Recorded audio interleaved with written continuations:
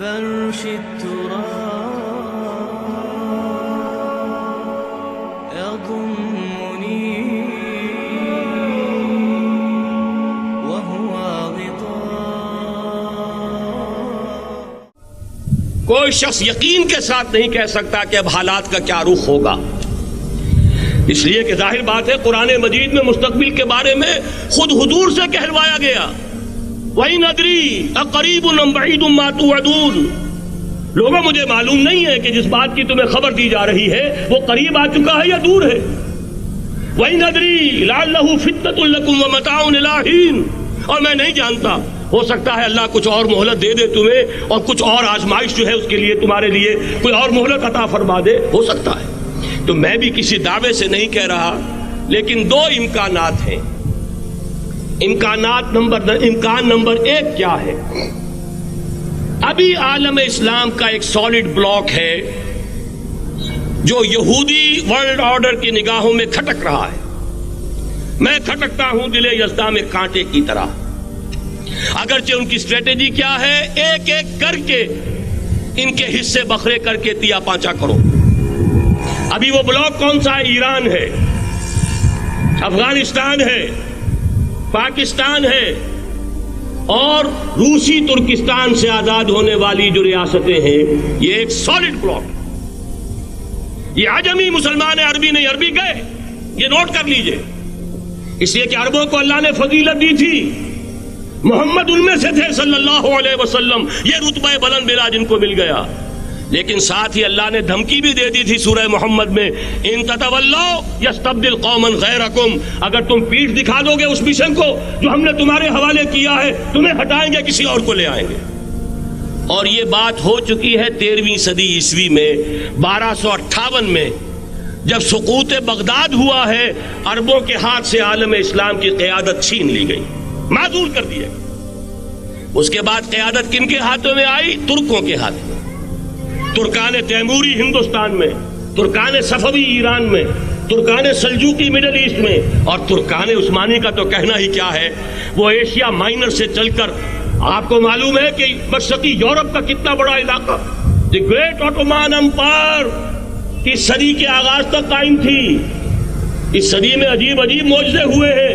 Great Ottoman umpire جو 3 بر اعظموں پر محیط، نام و نشان ختم.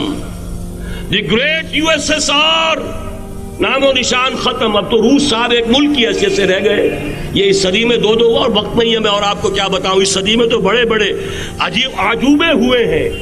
بڑی 2 عظیم جنگیں ہو چکی ہیں، تیسری جو ہے سر پر کھڑی ہے، دور نہیں ہے، جس کو حدیث میں کہا گیا ہے الملحمۃ العظمیٰ، تاریخ انسانی کی عظیم ترین جنگ.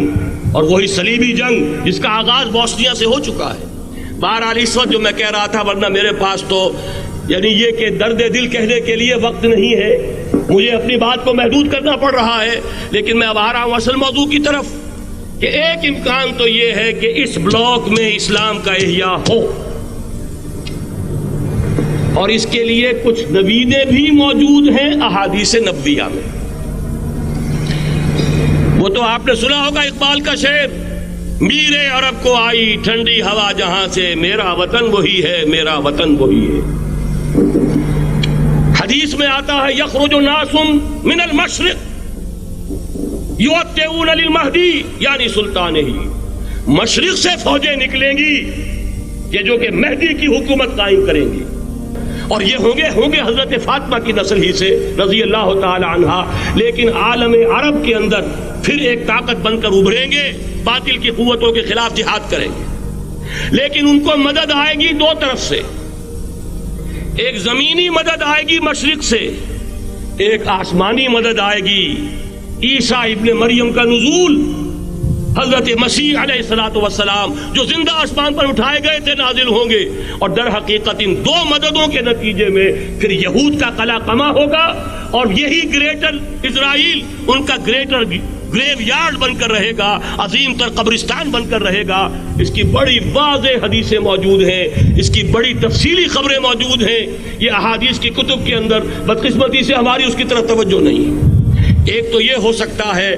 اسی طریقے سے ایک اور حدیث ہے، یخرج من خراسان رایات سود اور یہ مسلم شریف کی روایت ہے، نوٹ کیجئے گا، نہیں ترمذی شریف کی روایت ہے، یخرج من خراسان آیات سود لا یردھا شیء حتی تنصب بإیلیا.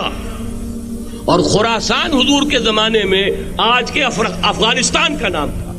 جتنا خون یہاں پر خلوص کے ساتھ دیا گیا ہے اس کی مقدار بھی کم نہیں ہے.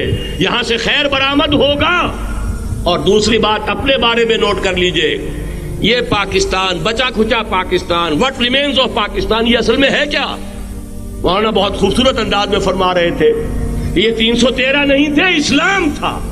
اسی طرح نوٹ کیجئے، پاکستان نہیں ہے، 4 صدیوں کی تجدیدی مساعی کا حاصل ہے. آپ نے کبھی نوٹ کیا ختم نبوت کے بعد اب سب سے اونچا منصب کس کا ہے؟ مجددین. سنن ابی داؤد کی روایت، ان اللہ یبعث فی هذه الامہ علی راس کل 100 عام من یجدد لها دینها. اور نوٹ کیجئے کوئی بات ہے، 1000 برس تک سارے مجدد عالم عرب میں پیدا ہوئے.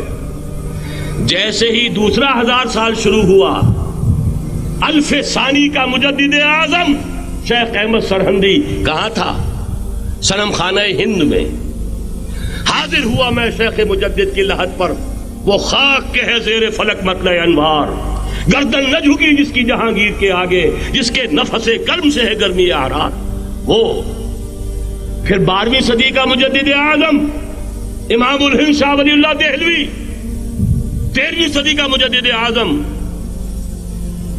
سید احمد بریلوی، اس کے خون کا امین اور اس کے ساتھ کے شہداء کے خون کا امین، ان کے جسموں کا امین آپ کا خطہ ہزارہ، آپ کا خطہ سوات، اس میں ان کی جانیں ہیں جو دی گئی ہیں.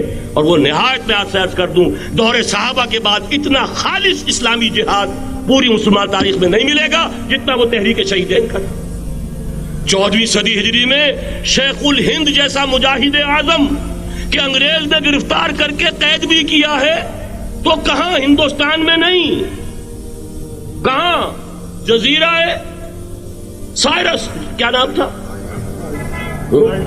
مالٹا، جزیرہ مالٹا بحر روم میں. اقبال کے نفس سے ہے لالے کی آگ تیز، ایسے غزل سرا کو چمن سے نکال دو. کہیں ہندوستان کی کسی جیل میں ہوا تو شاید اس کے نفس کی گرمی ہی سے کوئی حرارت پیدا ہو جائے. اور اسی صدی میں 14ویں صدی ہجری میں اقبال جیسا مفکر، اسی 14ویں صدی ہجری میں مودودی جیسا مصنف، اسی 14ویں صدی ہجری میں مولانا الیاس جیسا مبلغ رحمہم اللہ، عظیم شخصیتیں. آج پورے عالم اسلام میں آپ کو تبلیغی دوست ملیں گے. یہ کہاں سے شروع ہوئی تحریک؟ دہلی کی ایک چھوٹی سی مسجد سے.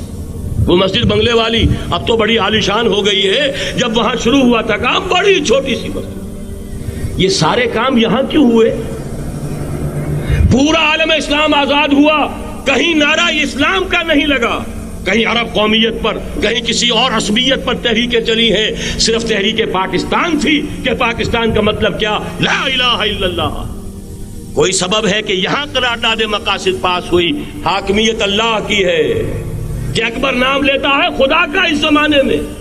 یہ سارا ماضی سامنے رکھیے اور حضور کی دی ہوئی پیشن گوئیوں کا مستقبل سامنے رکھیے.